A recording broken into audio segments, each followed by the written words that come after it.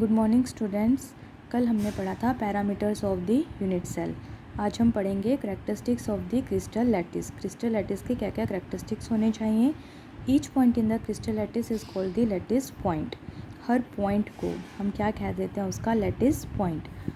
And each point represent one constituent particle. हर जो point होगा वो किसी न किसी एटम, आयन या मॉलिक्यूल को रिप्रेजेंट करेगा। The 3D arrangement of the lattice point represents the crystal lattice. अगर हम इसकी 3D अरेंजमेंट देखते हैं तब हम उसे क्या कह देंगे, that is the crystal lattice. Next, lattice points are joined by the straight lines to bring out the geometry of the lattice. तो जितने भी लैटिस पॉइंट होंगे अगर हम उनको कंबाइन कर देंगे तो क्या बन जाएगी, पूरी lattice. Then types of the crystal system. First is the primitive unit cell, then central unit cell. Primitive unit cell are those in which constituent particle like atom, ions और molecules are present at the corners. जब जितने भी particles हैं वो corners पर present होंगे तब उसे क्या कहा जाएगा, simple unit cell. Centered unit cell कब कहा जाएगा, जब corners के अलावा दूसरी positions के ऊपर भी particles present होंगे. So centered unit cell are of three type: face centered, body centered and centre.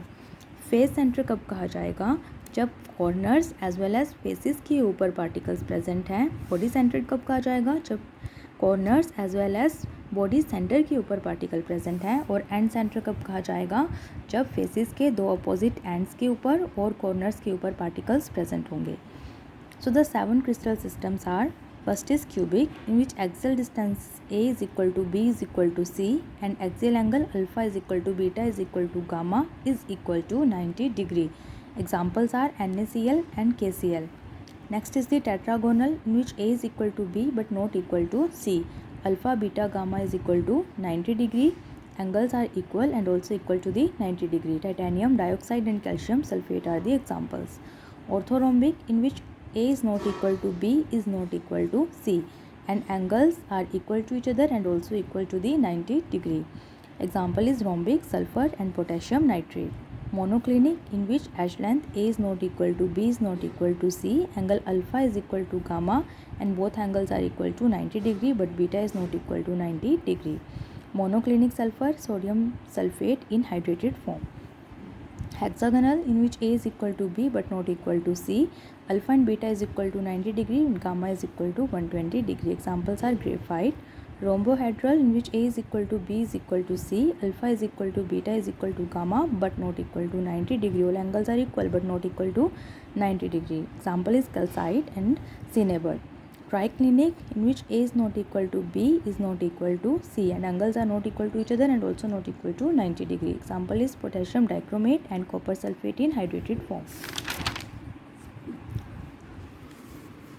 सो इनके अंदर 14 अरेंजमेंट्स हो जाती हैं, like cubic primitive body centre face centre में एग्जिस्ट करता है, टेट्रागोनल प्रिमिटिव और बॉडी सेंटर में एग्जिस्ट करेगा, orthorhombic primitive body centre face centre और एंड सेंटर में एग्जिस्ट करता है, मोनोक्लिनिक प्रिमिटिव और एंड सेंटर में, हेक्सागोनल प्रिमिटिव में, rhombohedral primitive and triclinic primitive. तो ये टोटल जो साइट लैटिस बन जाती हैं उन लैटिसेस को हम क्या कह देते हैं, Bravais lattices. This 14 different type of lattices are known as Bravais lattices. Next is the calculation of number of atom per unit cell. अब पर यूनिट सेल के अंदर कैलकुलेशंस कैसे करेंगे, the contribution of each atom to the unit cell is at the corner.